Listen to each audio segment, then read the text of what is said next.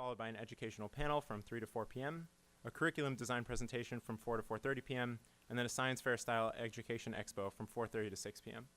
Feel free to come and go as you please, get a drink, go to the restroom, but keep in mind there is a strict no food or drinking in the theater policy. Thank you.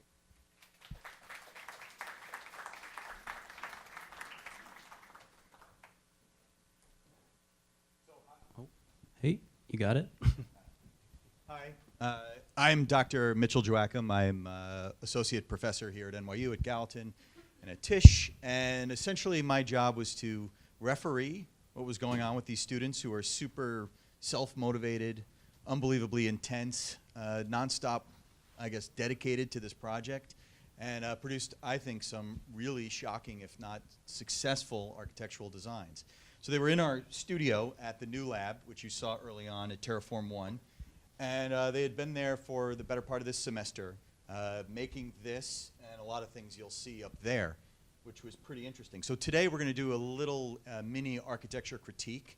So the students are going to kind of present their areas that they worked on, from the ring to the cafeteria to the makerspace to classrooms. I guess those are the 4 themes. And we're going to look at the drawings, and then I'm going to interject some comments, questions, etc. Usually it's okay if someone from the room could see something and you could point it out and just ask a question.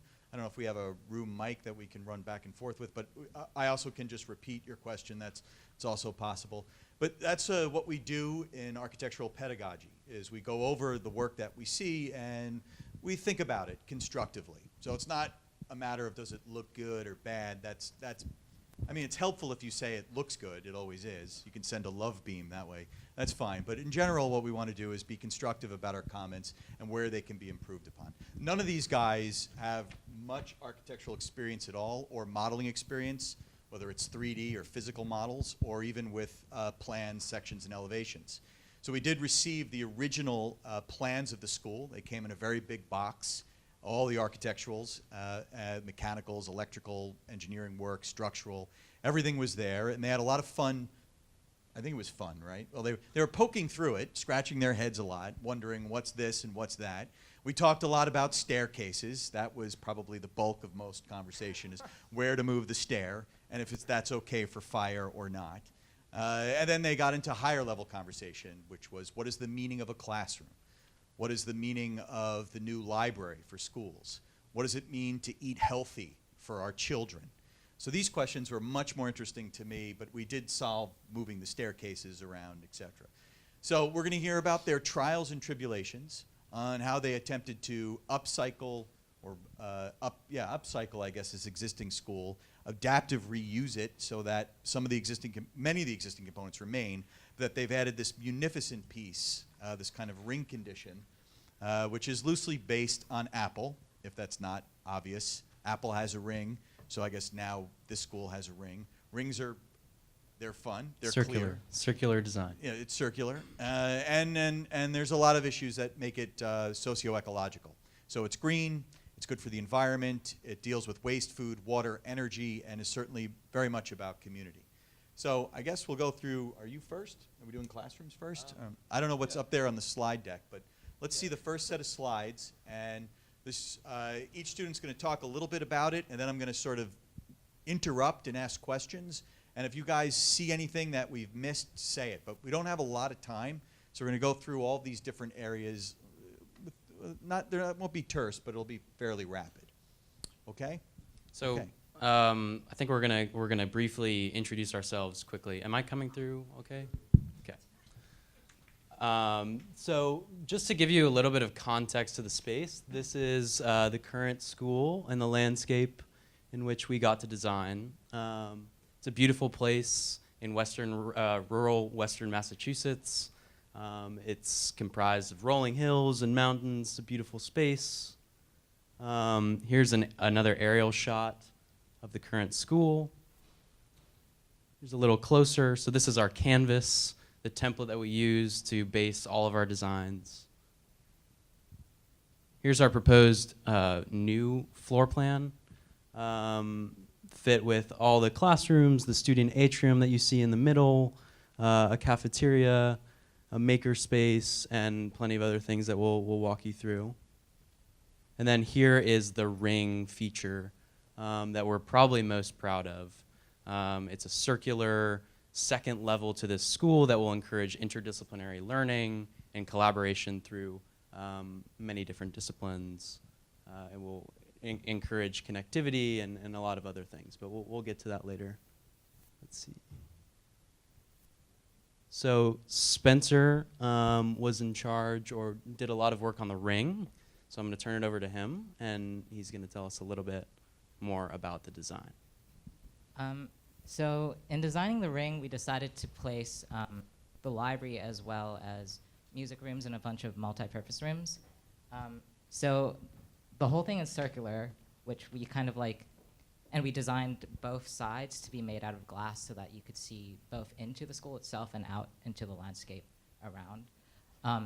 Partially that was because we felt like there was just such a great natural landscape around the school already, and that it'd be great to allow students to kind of like access that visually while they were also inside doing their work or in classes or in meetings with their peers. And the ring also provides access to a bunch of landscaping areas and gardens in which will also be integrated with the curriculum and classroom experiences. So kind of like placing the library in the ring, a student could kind of like go in and sit and read about landscaping and then just step outside and put it right into practice in a class. Or likewise, they could be reading about nature and learning about it and then writing about it while kind of being inside, but also like at the same time outside and integrated in the space.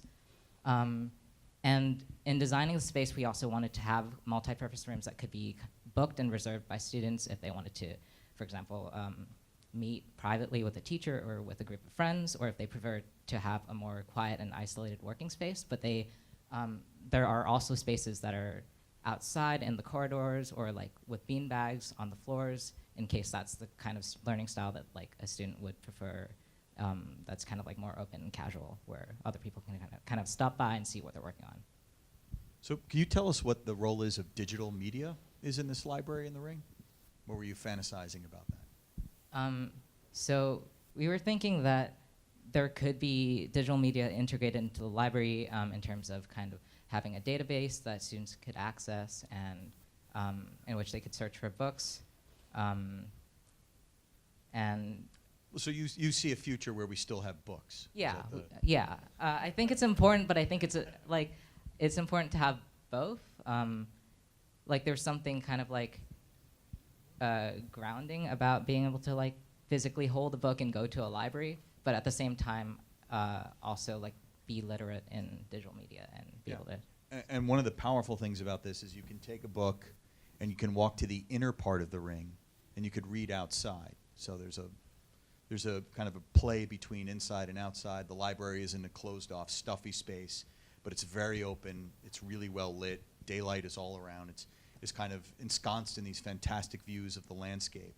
So it's kind of this a pastoral understanding of library. And it's very much raised off the ground plane. So there's this a bit of a feeling of ascension when one goes up to the library and you pick up a book and you're in this other place, almost astral quality, I would say. Was that part of what was the biggest, I would say, design move for you when it came to thinking of the ring? I think for us, while working on the ring, we were thinking a lot about kind of fluidity and moving out of kind of rigid shapes. So we tried to have like doors that could be left open, so like you could move in from one space to the other without kind of having to feel like you were like that there are these like really defined spaces that are closed off from each other, and that everything kind of like flows in a sort of natural sense. And you did that with translucent panels, opaque panels, and then certainly clear, very clear low iron glass on the exterior. I think that's great. Is there anything that you dealt with when it came to the materials on the floors or ceilings, or any other kind of digital system that you might integrate there, or perhaps, if not digital, something plant-based for air quality or productive green spaces? Yeah, we were thinking about integrating kind of like a digital sort of directory that could kind of list events happening in the school, as well as kind of like having plants by the windows. There could be like little, I suppose, like greenhouses that are there to like educate students Yeah, about. there's a whole garden right Yeah. outside. I'll talk about that a little later. Okay, is that all we have for the ring right now, the library? Okay, yeah. Okay, Let's so see I'm this. gonna talk a little bit about. It actually led me right into the next topic. So I worked on a team that was working on green spaces, green roofs, agricultural spaces on campus, as well as the food space. So I'll walk you through some of our renderings. Oh, okay. So yeah, about this design, what do we want to do? We want to create green spaces in which students can learn, can kind of bring ecosystem learning into their education. We want to teach vocational agriculture in a lot of different lenses, so traditional agriculture, regenerative agriculture, but also new developments like indoor environmental controlled, vertical farming, and things of that nature. And then just a general fostering of a connection to the space that already exists. So by elevating our space with the ring, by creating spaces where people can interact with the natural beauty of the space surrounding the school, we wanted to create places in which kids can go out on a roof and read or enjoy their lunch or learn agriculture on the inside of the ring or something like that. So here's the current entrance to the school. And then here is our take. So the ring is very prominent, but also the vegetation is intentionally placed so that a student is greeted every day with greenery and something that is kind of purifying and inspirational as you walk into school every day. A space that you want to be in, a space that connects you with the broader landscape and brings that landscape to school. Here's the back of the school. And then here is a new student lounge that students will use to work on group projects, study, enjoy, and what have you. Here's one of the green roofs above the cafeteria. This was intended for students eating their lunch, collaborating on projects, or just enjoying the view. The background would roughly be accurate to the space. You could look out upon Monument Mountain and some of the beautiful rolling landscape that's already present in the space. Oh, yeah, and that's all I've got. Okay, so we talked a lot about food and the quality of food that students might want. I'm gonna get into the cafeteria later. Oh, this is just ring. This is just the green. landscape and green. Okay. Well, I think the design assignment here was essentially bringing the outside in. So that was pretty successful. The agricultural elements need to be serviced and maintained, and also are eventually used in the cafeteria. So I guess when we get to that, we'll go to it specifically. But you can see there's the before and after shots are rather shocking. And I think that's great from a design perspective when one is allowed the freedom, if not the ultimate liberty, to kind of think outside of the proverbial box and do something that really becomes a kind of a semiotic for change. And it is just that. I think we really need to see the values of those transformations as we get into each one of these areas. But certainly the kind of the capturing of views and the relationship to the outside is amazing. And it might cause some students to stare a lot away from their teachers out into the yonder. But that's okay. There's been some research that drifting off is a good thing. I know that in my classroom. So, okay. Let's see the Makerspace project. So Michael's going to talk a little bit more about the Makerspace. Yeah, so my design, when I went to high school, we had like a bunch of studios all around the school, but they were pretty small and dispersed all throughout the entire school, and B, the doors were like generally locked. So you could only really use these studios if you had a class.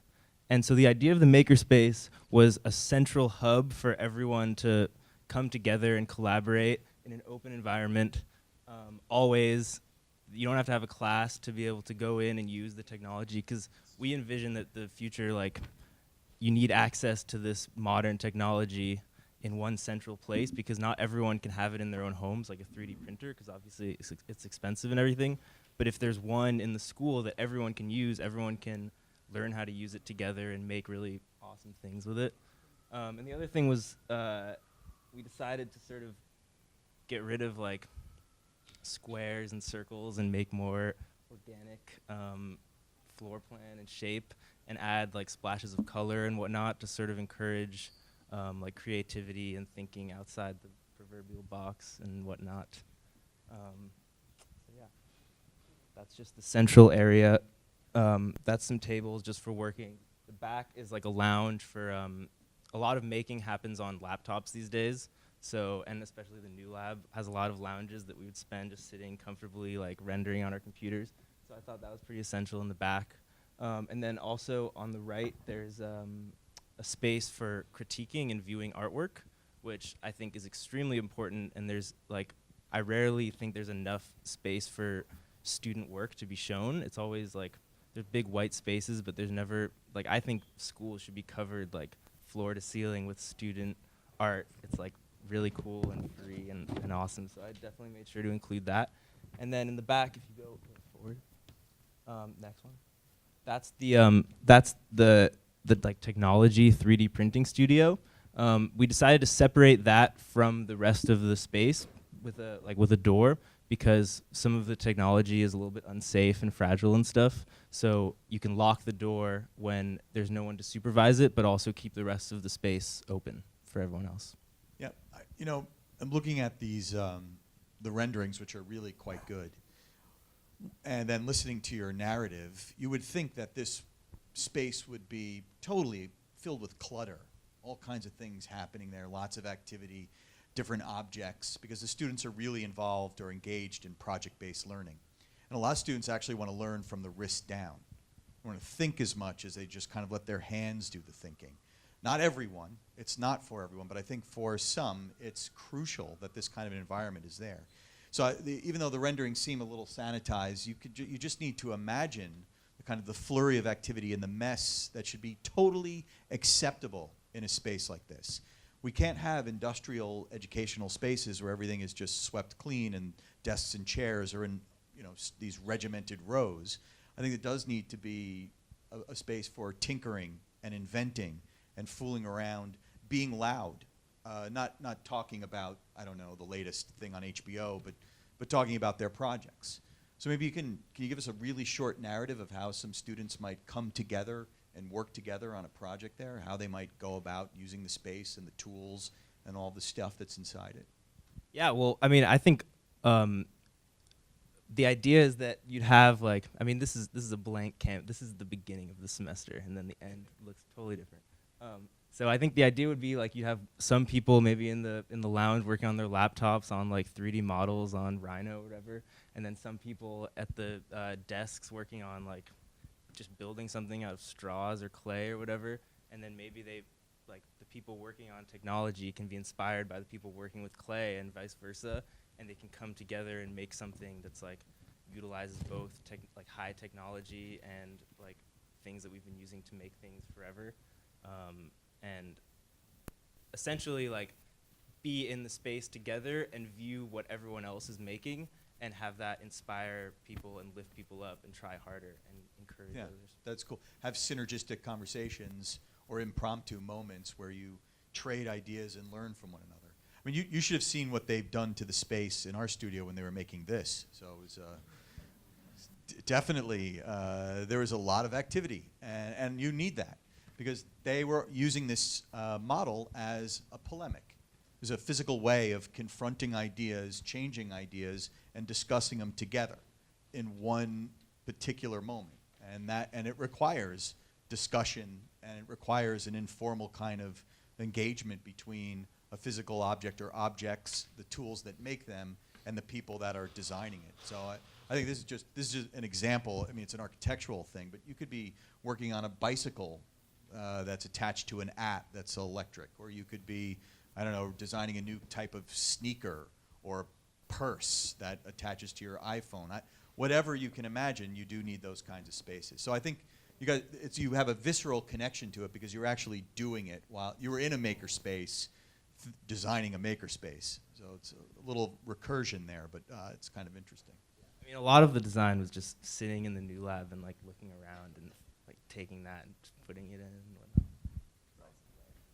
Okay, great. Let's see what we got next. Cafeteria. Okay, so the cafeteria space is central to the school. It serves more than one purpose. It's not just where students will go to eat lunch or snacks or something like that, but it'll also be a community space. Within our designs, we added a coffee shop that's community facing that will teach students entrepreneurial skills. It will be fully staffed by students, and I'll show you that in a bit.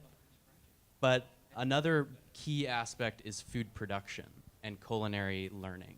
So a big part of our design is we took a lot of inspiration from the MIT Media Lab's Open Agriculture initiative, which is a food computer. I'm sure Mitch can tell us a little bit more about that.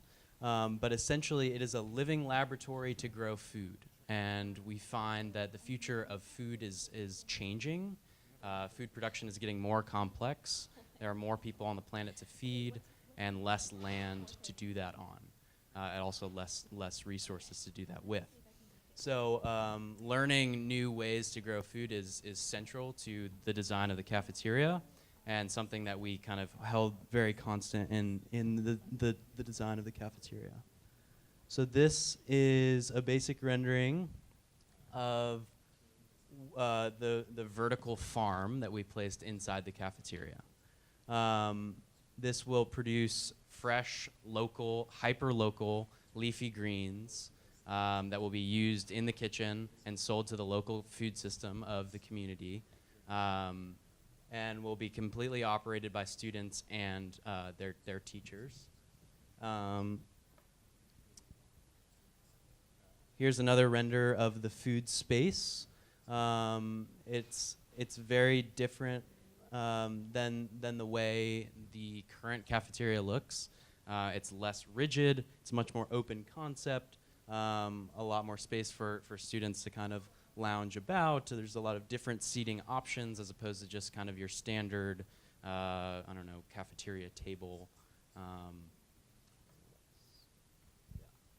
That's what I have there. So, these weren't just the only students involved in these projects. I think these guys were just picked. I don't know why, because you're all articulate, but we're awesome. there's a ton of them that were behind the work for each and every one of these sections. Definitely food is of enormous interest to so many of us, certainly the students. And I think there was a lot of different versions of the cafeteria here. But the object was to trace the source of where food comes from, how it's kind of cultivated, then how it's prepared, chefs, etc., and the nutrients involved inside it. So the actual chemistry of the food itself, and then how it's consumed, if consume's the right word, and then finally there is no disposal. It ends up in a place that recycles it. So maybe you can talk a little bit about this kind of cradle-to-cradle version of how food was really treated in this cafeteria space. Yeah, so food is a great medium to teach a lot of different things. It is a regenerative system, and that's something that we're holding constant in the curriculum. So with the vertical farm, students will be able to learn how to grow, leafy greens. They'll be able to harvest those leafy greens and sell them in the cafe to the local community. So that's teaching countless skills about agriculture, but also entrepreneurship and other skills of that nature. As far as the food space where people will be eating, there'll be a very open kitchen layout where students will be able to cook their food with the workers in the cafeteria. There'll be like an open island concept that will allow students to sit around a bar and prepare some of the food that they'll be eating for lunch. And yeah, there'll be a lot of different ways to integrate some of the classes in the school with some of the activities that are going on in the cafeteria. It's something we're really excited about kind of thinking through. And these are high yield crops, right? Right. This is not stuff you would find easily in Iowa on endless tracts of land where you can do corn and wheat or what have you. This is stuff that you'd want to have local, fresh, makes sense to grow in smaller amounts, and you don't need an enormous quantity to do things. And that you can very much become a part of the preparation. And that people really would like to have these foods almost on a level of immediacy. That's great to have them. Maybe you could say something about So the food yield. we're really drawn to this idea of hyper-local, like high seasonality crops. So it's leafy greens, things that don't typically cannot be grown in cold climates. So by extending with vertical farming and indoor farming in general, you can expand the crop category of what you can eat year-round. So these kids will be learning kind of new climate design, if you will, to allow the growth of lettuce in the heart of winter, and also be providing local food for the immediate community, so that community doesn't have to order in, lettuce that was grown in California and shipped all the way across the country, which, as we know, is bad for the environment and increases food miles and all of that stuff. So yeah, it's a living problem project that will be parsed out with the curriculum and future designs. Excellent. Should we do classroom? Is that next? All right, everyone. Okay, so I'm Sam. I worked pretty closely with a few other people on doing the classroom redesigns. Yeah, so I guess some of the main features of our design, which you'll get to see a few photos of in just a second. We did want to have movable walls, breakout spaces, and natural light. And so these are kind of some of the features of the actual structure that we wanted to include. But then some of our reasoning behind that, in a way, almost came from sort of personal experience of mine.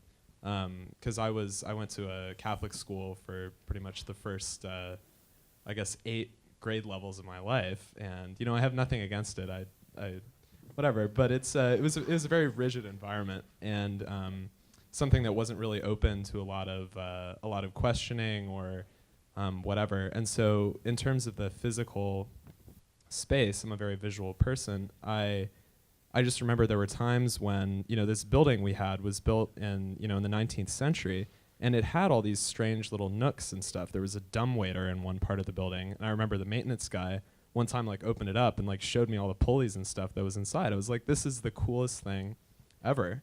And yeah, and even things, if we want to go into my renders here, well, it's unfortunate it got a little cut off at the top there. But one thing I did was I chose to expose all of the HVAC space. So a lot of the structure of the classroom itself is completely open, and it's the kind of thing where you're daydreaming in class. You look up and you can wonder, I wonder what that pipe connects to, and then you can go find someone outside of the classroom and say, hey, I want to know more about this. And I think really you need to place a lot of faith in kids. Kids, I say kids, but they're high school kids really still. But I think we need to place faith in kids to sort of interrogate their surroundings. And I think if you build a place like this that's conducive to that, then it'll just kind of happen naturally. And it's pretty beautiful possibility there. And then so this here is the central breakout space, which has windows that carry over light from the exterior all the way through to this central space. The classrooms are on the outside. And again, we just have a big sense of everything in here is adaptable. You can pick up and move every piece of furniture that's in this room. And this is a space where with the curriculum design and the project-based sort of things that are going on, students can come out here, work on stuff individually or in small groups with sort of more minimal supervision in this sort of setting versus the regular classrooms. Anyway, so that's just a little snapshot of what I was doing. Yeah, so here the classroom is crucial to a lot of the thinking because that's where we're doing, I guess, a major part of the learning. And everyone wanted to make it kinetic, make it alive, make it something that was changeable every moment. And there's an interesting, if not exciting, relationship between how you can arrange the movable walls and the different spaces that they create. And then it was tied in later on into the program and the curriculum. But essentially what you're seeing here is this, there's areas that are much more conventional classroom spaces for small seminars or talks. And then these walls can move or blow out or open, and you can have a larger kind of open lecture between multiple classrooms, whatever the topic is, so you can think it's something multi-disc. And then if that's not enough, all of those classrooms also have their hard walls swing out, and you have this incredible mixer space, which is what you see there. So that's where learning is also great. It happens because it's going peer-to-peer, or there are smaller evocative discussions happening between a faculty member and a smaller group of students. So I thought all of those things really take place in this kind of kit of parts that seems to be in motion, which gets down to if you wanted to if you wanted to change anything in there, furniture-wise or anything like that, what might you change first? Or is there any part of this design that you think you could go even further with when it comes to those elements? Yeah, so one thing that does kind of bug me about, if you can go back to the classroom space, I don't like that these walls don't completely disappear. And so I found out that it is possible, in fact, to get movable walls that then, if you stack them all the way to the side, then they rotate over, and then the space becomes completely open and unobstructed, because you can see it does kind of make this weird sort of niche in each classroom, and I wish in retrospect that wasn't there. But I mean, yeah, sorry. Can you also say something about views to the outside, how that's treated or not? Yeah, well, so we have these exterior hallways. So rather than having the hallways be in the center, they're moved to the exterior walls. Part of the rationale for that was that we wanted to make the central space this breakout environment, and then having a lot of traffic through there would be disruptive. And so we have these exterior hallways using the full-length windows, and then we have rather large windows leading into these classroom spaces. So there's still going to be unobstructed views sort of all the way through. Okay, I think that's great. That's pretty much almost all we have time for. I guess we can maybe answer one or two questions, but if we can't pick you, or maybe there's almost no time for that, you can hover around the model, and these students will be here to discuss it. And also, this will be moved later on back into the space. So all day long, if you have a comment or a question, you can certainly address someone. But is there anyone that might have a burning question or comment before we sort of close off? Yeah, why don't you go ahead?